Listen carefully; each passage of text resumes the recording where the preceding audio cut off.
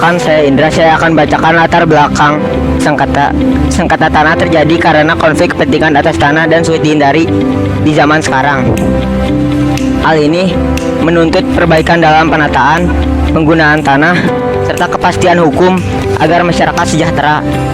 Pemerintah telah berupaya menyelesaikan sengketa tanah dengan cepat untuk menghindari kerugian karena tanah yang disengketakan tidak dapat dimanfaatkan. Penyelesaian sengketa dapat dilakukan melalui dua cara, yaitu melalui pengadilan atau litigasi, dan di luar pengadilan non litigasi. Litigasi cenderung lambat, mahal, dan bersifat konflik adversarial. Sedangkan penyelesaian di luar pengadilan lebih cepat, menghasilkan solusi saling menguntungkan, win-win solution, dan menjaga hubungan baik. Secara ekonomi, sengketa tanah memerlukan biaya besar, terutama jika prosesnya lama. Bahkan, biaya yang dikeluarkan biasa lebih besar dari nilai tanah. Namun, sebagian orang, tanah juga memiliki nilai harga diri sehingga dapat tetap dipertahankan. Sekian dari saya, terima kasih. Kenalin, aku Nathan. Aku bakal bacain bagian identifikasi kasusnya. Kasus Tanjung Dato adalah sengketa wilayah perbatasan antara Indonesia dan Malaysia di Kecamatan Paloh, Kabupaten Sambas, Kalimantan Barat. Masalah ini terjadi karena batas wilayah kedua negara belum jelas. Pada tahun 2014, Malaysia membangun Rambu Suar di area yang dianggap Indonesia sebagai wilayahnya, sehingga memicu protes dari pemerintah Indonesia melalui jalur diplomasi dan pengamanan oleh TNI.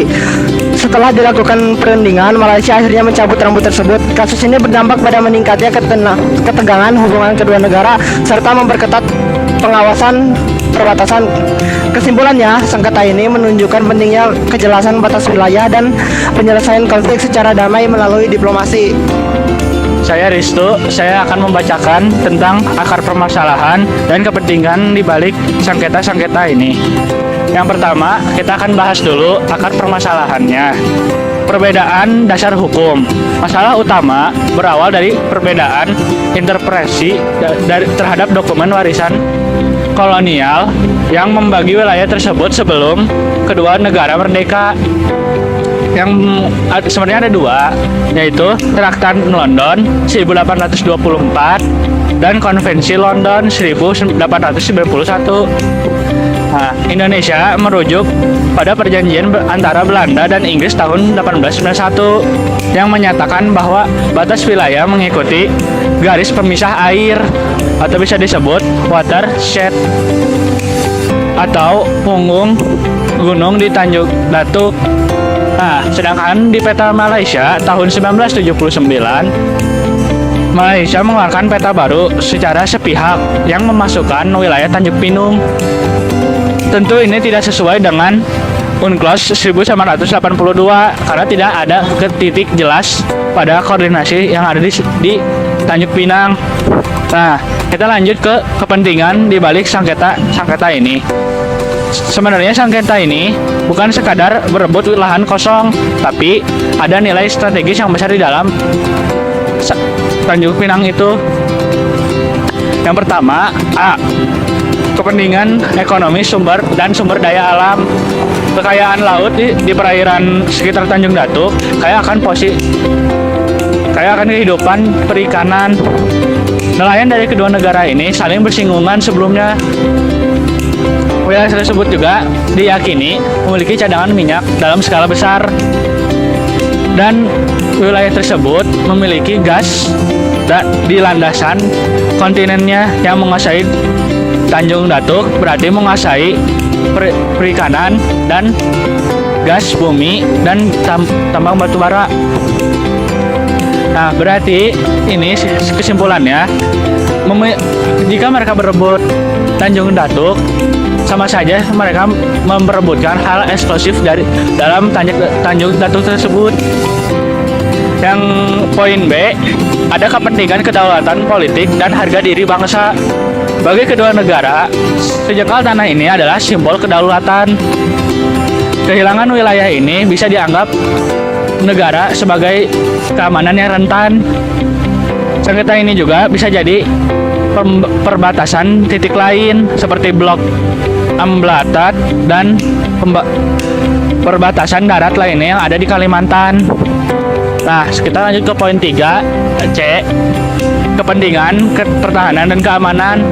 Ini Tanjung Datuk ini sebenarnya salah satu tempat posisi paling strategis yang dimana merupakan pintu masuk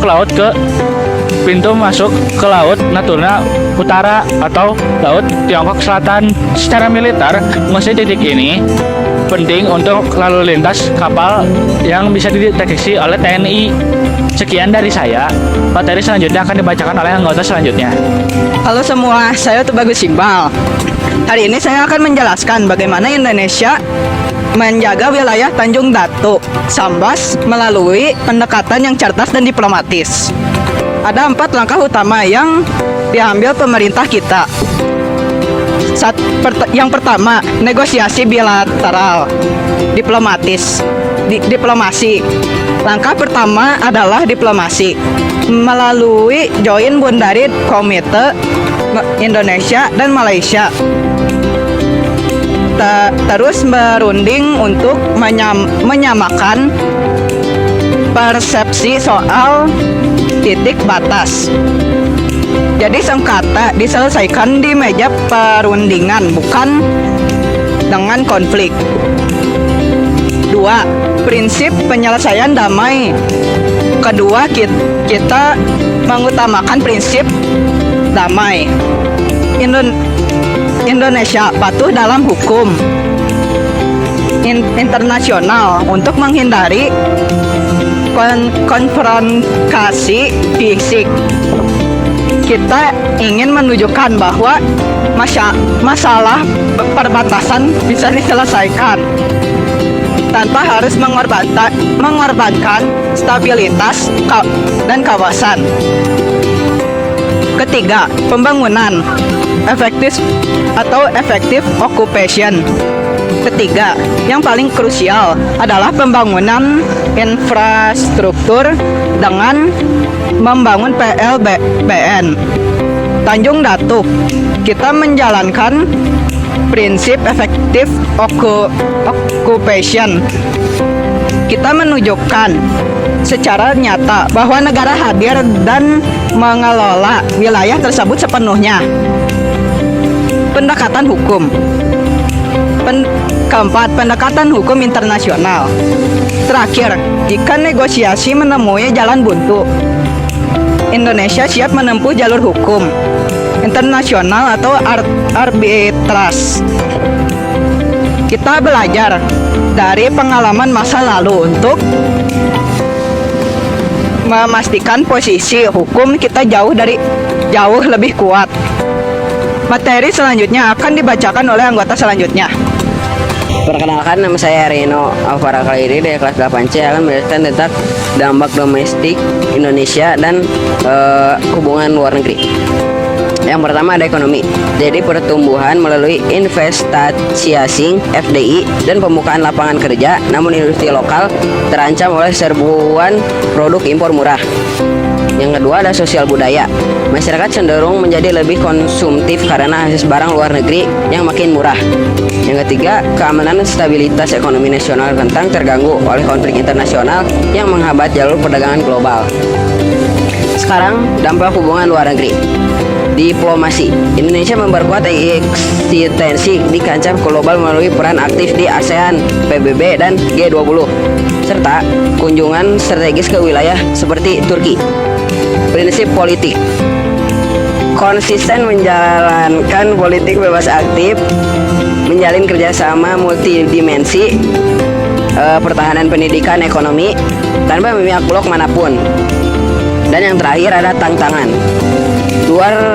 Utang luar negeri yang besar berisiko membatasi ruang gerak diplomasi, terutama dalam menjaga hubungan dengan negara-negara pemberi utang. Sekian dari saya. Wassalamualaikum warahmatullahi wabarakatuh. Oke, aku bagian minta pendapat ke orang lain. Sekarang aku pengen minta pendapat ke Raisa 8C. Ayo kita ke Raisa. Ini Raisanya. Raisa. Menurut kamu, apa penyebab utama sengketa Tanjung Datuk? Menurutku, perbedaan interpretasi batas wilayah dan peta antara Malaysia dan Indonesia adalah jauh lebih. Makasih. Oke, kita sekarang kayaknya bawa ke Inggita dari 8I. Come on. Punten. Kamu Inggita kan? Iya. Menurut kamu, apa sengketa ini berdampak bagi Indonesia? Ya, menurut saya sangat penting karena bisa memperkuat kedaulatan dan pengawasan wilayah. Makasih.